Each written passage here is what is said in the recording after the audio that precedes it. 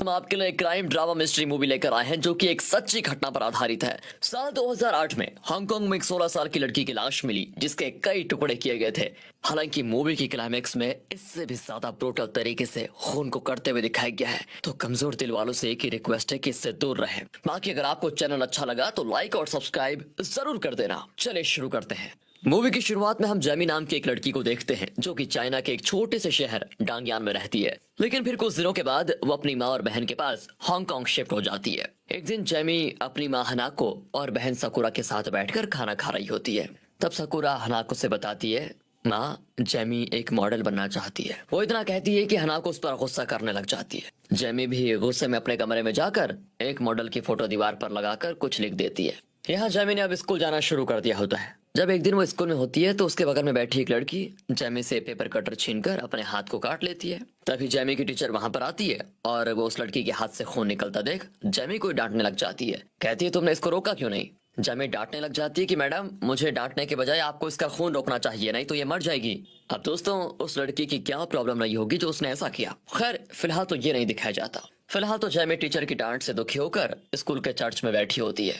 तब उसकी एक टीचर उससे बात करने आती है और पूछती है, बेटा सच बताओ, तुमने टीचर को उस लड़की के बारे में क्यों नहीं बताया? जेमी जवाब देती है कि मैं डर गई थी और मुझे लगता है सभी टीचर्स पता नहीं मुझसे क्यों नफरत करती हैं। हांगकांग में रहते हुए जेमी को अब 1 साल हो चुका था और ये साल था 2009। आगे कहानी 2010 में शिफ्ट होती है जहां हम ऑफिसर चैंग को देखते हैं जो कि एक वैन से कहीं जा रहा होता है। दरअसल किसी अपार्टमेंट के कमरे में बहुत सारा खून मिला है, इसीलिए चैंग वहां अपने असिस्टेंट सैम के साथ जाता है। उस कमरे में इन्हें किसी लड़की की इयररिंग, सैंडल और 2 लोगों की फोटोज मिलते हैं। साथ ही एक ओल्ड लेडी की फोटो भी वहां पर होती है। सैम चैंग से बताता है कि यहाँ पर एक जॉन नाम का लड़का रहा करता था जो कि कल एक लड़की के साथ यहाँ आया भी था और कल रात से जॉन भी गायब है। इस घटना के बारे में पुलिस को उसी अपार्टमेंट में रह रही एक बुजुर्ग महिला ने खबर दी थी। पूछने पर वो बताती है कि हाँ, पिछली रात मुझे इस कमरे से जोर जोर से कुछ काटने की आवाज आ रही थी। तब मैं इस कमरे के पास आई और बाहर से जॉन को आवाज देने लगी, लेकिन अंदर से किसी ने कुछ नहीं कहा और कुछ देर के बाद दरवाजे के नीचे से इस महिला का खून बाहर आते हुए दिखा मुझे। मैं काफी ज्यादा घबरा गई थी और मैं वापस अपने कमरे में चली गई। इसी के साथ प्रेजेंट में जॉन को दिखाया जाता है जो कि डिलीवरी वैन ड्राइवर है और वो कुछ सामान डिलीवर करने के बाद एक जगह पर खड़ा हो जाता है। तब हमें न्यूज के जरिए बताया जाता है कि पुलिस को एक अपार्टमेंट में काफी सारा खून मिला है जो कि 16 साल की लड़की का है। पुलिस उस लड़की की बॉडी और जॉन की तलाश कर रही है क्योंकि ये खून जॉन ने किया है, ऐसा न्यूज में बता रहे होते हैं। यहाँ से सीन अब चैंग की सीनियर ऑफिसर मे पर जाता है जो कि चैंग से इस केस की सारी डिटेल्स पूछती है। तो चैंग बताना शुरू करता है कि जिस लड़की की मौत हुई है उसका नाम चैमी था। पहले वो चाइना के डोंगयान शहर में रहती थी और हाल ही में 1 साल पहले वो यहाँ हांगकांग में शिफ्ट हुई है। असल में उसकी माँ ने चैमी के पिता से 7 साल पहले डाइवोर्स ले लिया था और वो हांगकांग आ गई थी। वीजा में कुछ प्रॉब्लम होने की वजह से जैमी को वेट करना पड़ा और जब वीजा क्लियर हुआ तो जैमी हांगकांग आ गई और अपनी माँ और बहन के साथ रहने लगी। एक और बात है, जैमी एक मॉडल बनना चाहती थी लेकिन फिर कुछ ऐसा हुआ कि वो कॉल गर्ल बन गई। उसका खून उसके ही एक क्लाइंट ने किया है। उसने जैमी के सभी इनर पार्ट्स निकालकर उन्हें फ्लश कर दिया। चेहरे की स्किन को भी खींच कर निकाला ताकि उसका सर मिले तो चेहरे की पहचान ना हो सके। साथ ही उसने हड्डियों को भी अलग अलग करके बेच दिया। और जेमी का खून किसी और ने नहीं बल्कि जॉन ने किया है जो कि एक डिलीवरी वैन ड्राइवर है। और मुझे लगता है कि उस रात जॉन ने कोई ड्रग्स ली होगी तभी उसने जेमी का खून करके ये सारी चीजें की उसकी बॉडी के साथ। अब चैंग एक ऑफिसर के साथ हनाको से पूछताछ करने के लिए जाती है जो कि ये मानने को तो तैयार ही नहीं होती कि उसकी बेटी मर चुकी है। वो कहती है कि जेमी बिल्कुल अपने बाप की तरह थी। उसका हाइट ज्यादा नहीं था पर फिर भी वो मॉडल बनना चाहती थी। इस तरह उसका बाप भी बदसूरत था। जेमी मरी नहीं बल्कि वो अपने किसी बॉयफ्रेंड के साथ भाग गई है। दरअसल अभी तक जेमी की लाश नहीं मिली होती है, इसलिए वो ये सब कह रही होती है। बाकी तो वैसे उन्हें भी पता है कि उनकी बेटी इस दुनिया में है नहीं। जब उन्हें चैंग संभालता है तब जाकर वो इस सच को स्वीकार करती हैं और फूट फूट कर रोने भी लग जाती है। कहानी 2009 में जाती है जहां हम हनाको को देखते हैं जो कि एक बार रेस्टोरेंट में सिंगर है। वो जब घर आती है तो वहां पर जेमी और सकुरा टीवी देख रहे होते हैं। हनाको जेमी से कहती है कि तुम्हें याद है तुम्हारे बर्थडे पर जो इयररिंग मेरी दोस्त ने तुम्हें दी थी, एक काम करो उसे वापस कर दो। वो उसकी बेटी के थे और बदले में उन्होंने ठीक वैसी इयररिंग दी है। इस पर जेमी उन्हें इयररिंग उतार कर दे देती है और उस इयररिंग को डस्टबिन में फेंक देती है। अब ये देखकर हनाको उसको जोर का थप्पड़ भी मारती है। दरअसल ये इयररिंग उसकी दोस्त ने हनाको से वापस मांगी थी और यही इयररिंग क्राइम स्पॉट से पुलिस को भी मिली। सीन प्रेजेंट में आता है जहां पर जॉन खुद ही पुलिस स्टेशन में आकर सरेंडर कर देता है। वो बताता है कि मैंने ही जेमी को मारा है। अब चैंग उससे कहता है कि तुम जो बोल रहे हो उससे तुम्हें उम्र कैद हो सकती है, तुम्हें पता है ना। जॉन भी कहता है कि मैंने जो किया मैं वही बता रहा हूँ, पर चैंग को उस पर विश्वास नहीं होता कि इतनी आसानी से ये सरेंडर कैसे कर रहा है। फिलहाल चैंग सैम के साथ जॉन के दोस्त टायलर को पकड़ने के लिए जाता है, जिसे ये एहसास हो जाता है कि चैंग पुलिस वाला है, इसलिए टायलर वहां से भाग जाता है और फिर किसी तरह चैंग उसे पकड़ ही लेता है। पुलिस स्टेशन में टायलर से पूछताछ करने के लिए सैम आता है। उन दोनों में लड़ाई भी हो जाती है और टायलर सैम को अच्छे से धो भी देता है। फिर ये देखकर टायलर से पूछताछ करने के लिए खुद चैंग जाता है, जो टायलर से कहता है तुम खुद बताओगे या मैं अपना तरीका इस्तेमाल करूं। इस पर टायलर बताना शुरू करता है और सीन जाता है फ्लैशबैक में, जहां टायलर जॉन को उसकी मां की फोटो दिखाते हुए चिढ़ा रहा था। उसी दौरान जॉन काफी ज्यादा गुस्सा हो गया, लेकिन शायद टायलर उसका इकलौता दोस्त था, इसलिए जॉन से कुछ नहीं बोला। अब चैंग टायलर से जॉन के परिवार और उसकी गर्लफ्रेंड के बारे में पूछता है। टायलर बताता है कि जॉन की माँ उसके बचपन में ही मर गई थी, बाकी अपने पिता से वो बात तक नहीं करता था। रही बात गर्लफ्रेंड की, तो उसकी कोई गर्लफ्रेंड नहीं थी। इस पर चैंग टायलर को एक लड़की की फोटो दिखाते हुए ये पूछता है तो फिर ये कौन है। और दोस्तों, ये फोटो चैंग को जॉन के कमरे से मिली थी। टायलर बताता है कि जॉन की गर्लफ्रेंड नहीं है ये लड़की, इसका नाम तो लिली है। हमें फ्लैशबैक के जरिए दिखाया जाता है कि जब जॉन लिली का सामान लोड कर रहा था, तब एक पुलिस वाले ने उसके साथ फ्लर्ट करने की कोशिश की, मगर लिली ने उसे कोई भाव नहीं दिया। जॉन ने उसके जाने के बाद हिम्मत करके लिली से उसका नंबर मांगा, तो लिली ने बताया कि जिस नंबर से मैंने अभी तुम्हें फोन करके बुलाया वो मेरा ही नंबर है। फिर अगले सीन में हम लिली और जॉन को जॉन के रूम में देखते हैं, जहां पर टायलर आ जाता है। और जब लिली वॉशरूम में थी, तब टायलर ने अंदर झांकने की कोशिश की थी। ये देखकर जॉन को गुस्सा आ गया और फिर उसने टायलर को अच्छे से धो दिया। हालांकि लिली बाहर निकलकर उसे रोकती है और वहां से चले जाती है। टायलर को यहाँ पर ये बात बिल्कुल पसंद नहीं आती कि उसके दोस्त ने एक लड़की के सामने उसे मार दिया। अब वापस पूछताछ के समय में आ जाओ। चैंग का अगला सवाल ये होता है कि आखिर जब जॉन ने जेमी का खून किया, उस दौरान उसने तुम्हें कॉल क्यों किया।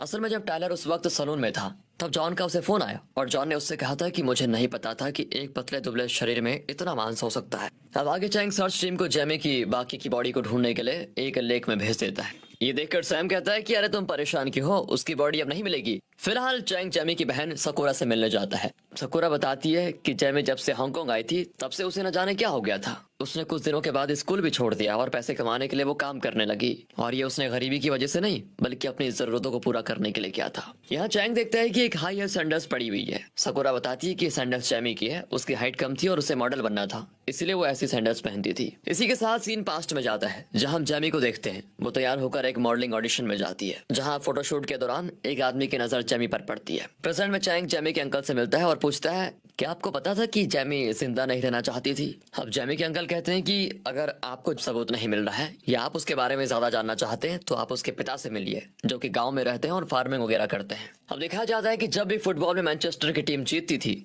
तो जेमी अपने पिता को इस बारे में फोन करके बताती थी। दोनों एक दूसरे को काफी प्यार करते थे, लेकिन जेमी को पैसे कमाने थे। आगे दिखाया जाता है कि जेमी को जिस आदमी ने फोटोशूट के दौरान देखा था, उसने जेमी को नौकरी दे दी है। जेमी आवाज लगाकर रास्ते में गुजर रही लड़कियों से मॉडलिंग का फॉर्म भरवा रही होती है, पर तभी अचानक से उसकी सैंडल्स की हील टूट जाती है और इस पर उसका बॉस उसको फटकार भी लगाता है। तो जेमी धूप में नंगे पैर ये काम करने लग जाती है। यहाँ एक लड़की जेमी से कहती है कि तुम भी तो खूबसूरत हो, तुम मॉडलिंग क्यों नहीं कर रही। जेमी उदास होकर बताती है कि मेरी हाइट ज्यादा नहीं है ना, इसलिए मुझे असिस्टेंट के तौर पर एक मॉडलिंग कंपनी ने काम दिया है, बस इतना ही काफी है। फिर काफी सारे फॉर्म भरने के बाद जेमी अपनी बॉस को दे देती है, जो कि इतने फॉर्म्स को देखकर बड़ा खुश होता है। वो जेमी को ट्रीट के साथ थोड़े पैसे दे देता है, क्योंकि उसने सिर्फ 2 घंटे ही काम किया था। जेमी उससे कहती है कि मैं और काम कर सकती हूँ, पर वो कहता है कि मेरे पास तो रोज इतना ही काम रहता है। अब जेमी को एक बर्गर शॉप के बारे में पता चलता है। वहाँ जॉब थी, तो जेमी वहाँ पर काम करने लग जाती है। साथ ही उसकी वहाँ पर काफी फ्रेंड्स भी बन जाती हैं और उन्हीं फ्रेंड्स ने जेमी को धंधा करने के बारे में बताया। प्रेजेंट में दिखाते हैं तो चैंग हानुका से बताता है जॉन के मुताबिक जेमी ने उससे कहा था कि मुझे मार डालो। इसीलिए हम समझने की कोशिश कर रहे हैं कि किस वजह से जेमी ने ऐसा बोला और जॉन की मानसिक स्थिति इतनी खराब क्यों थी कि उसने ऐसा कर भी दिया। फ्लैशबैक में हम देख पाते हैं कि जेमी अब एक कॉल गर्ल बन गई है। वो एक आदमी से इंटीमेट होने के बाद एक ज्वेलरी शॉप पर जाती है और ठीक वैसी इयररिंग्स खरीदती है जैसी हनाको के दोस्त ने उससे वापस ले ली थी।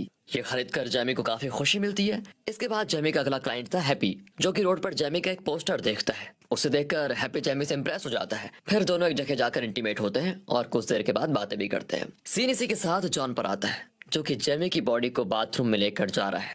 प्रेजेंट में ठीक उसी जगह का सीन पुलिस वाले रिक्रिएट करते हैं। यहाँ लाश की जगह एक डमी का इस्तेमाल किया होता है उन्होंने। इसके बाद चैंग मे से कहता है कि जॉन की माँ की मौत एक कार एक्सीडेंट में हुई थी और जॉन के पिता कार चला रहे थे। क्या मुझे उस केस की फाइल मिल सकती है। मे भी कह देती है कि उसका तुम क्या करोगे और तुम्हें जेमी के केस की रिपोर्ट देने में कितना टाइम लगेगा। और चैंग कहता है कि कल सुबह आपको पक्का रिपोर्ट मिल जाएगी। बाद में चैंग जैसे बाहर निकलता है तो उसे जॉन पकड़ लेता है और उसका मुंह बांधकर उसको मारने के लिए एक जगह पर लेकर जाता है।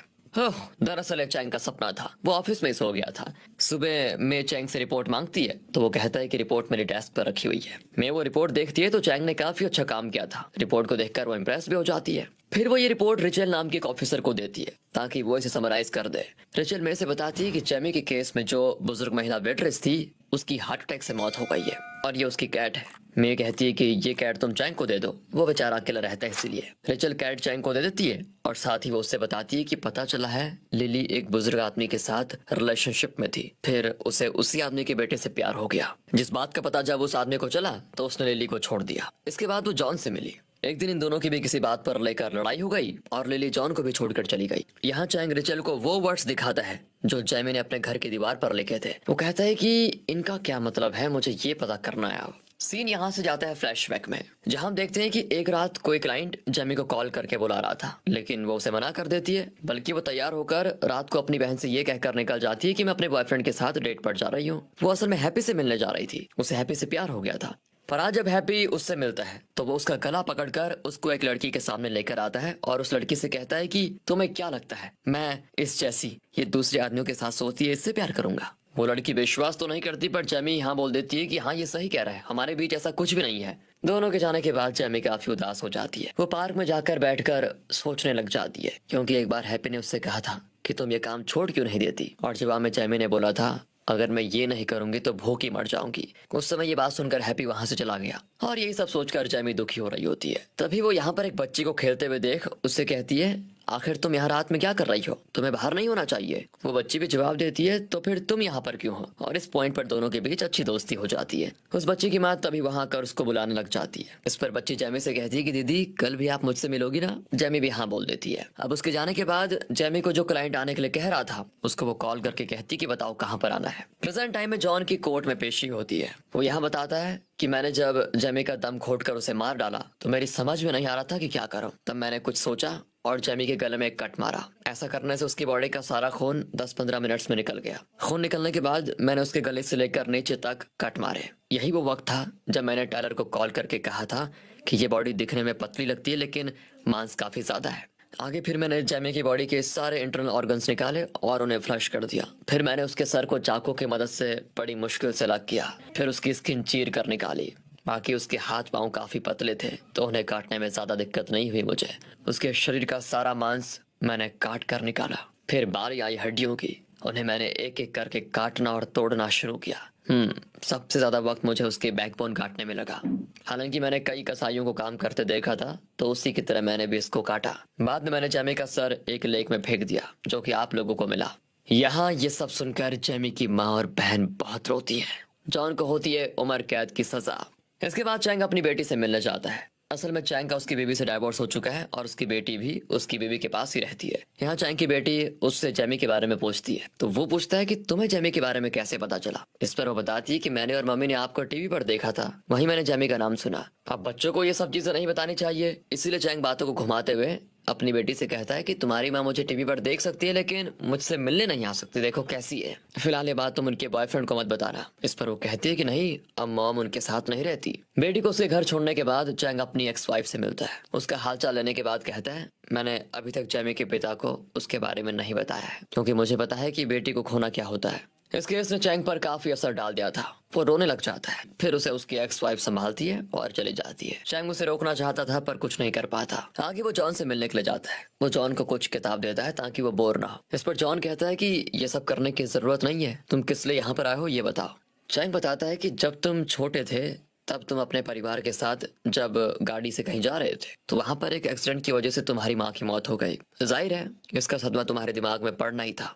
इस वक्त तुम्हारे पिता की हालत ठीक नहीं है, वो बहुत ज्यादा बीमार है। मैं जब तुम्हारे पिता से मिलने और उन्हें तुम्हारी गाड़ी की चाबी देने गया तो वहां मेरी मुलाकात तुम्हारे साइकियाट्रिस्ट से हुई, जिन्होंने मुझे बताया कि तुम पोस्ट ट्रॉमेटिक स्ट्रेस डिसऑर्डर से पीड़ित रह चुके हो। तुम्हारा इलाज उन्होंने ही किया था। फिर तुम्हारी जिंदगी में लिली आई जो कि टॉक्सिक और पैसे की भूखी थी। इस कारण उसने तुम्हें धोखा दे दिया और तुम्हारे अंदर औरत को लेकर नफरत भर गई। नहीं तो क्या ही कारण हो सकता है कि तुमने जैमी को मार डाला होगा। वो तो तुमसे पहली बार मिली थी, ना तो उससे तुम्हारी कोई दुश्मनी थी, ना ही उसको मारकर तुम्हें कोई फायदा होने वाला था। इस पर जॉन कहता है, मेरी ना तो जैमी से कोई दुश्मनी थी और ना ही मैं औरतों से नफरत करता हूँ। मुझे नफरत है लोगों से। जब जैमी ने मुझसे कहा कि मुझे मार दो तो मैंने उसे मार दिया, क्योंकि मुझे लगता था कि वो भी पैसों के लालच में लिली की तरह हो जाएगी। उस वक्त मैंने जो भी किया पूरे होश और हवास में किया, कोई ड्रग्स नहीं लिए थे मैंने। और मैं आपको एक सीक्रेट बताऊं, उस दिन मैंने एक की नहीं बल्कि 2 जान ली थी। और फ्लैशबैक में हमको दिखाया जाता है कि जॉन के हाथ में जैमी का बच्चा था, यानी कि वो प्रेग्नेंट थी। जैमी हैप्पी के बच्चे की मां बनने वाली थी। उसने जॉन से खुद को मारने के लिए इसलिए कहा क्योंकि हैप्पी ने उसे छोड़ दिया और वो अपनी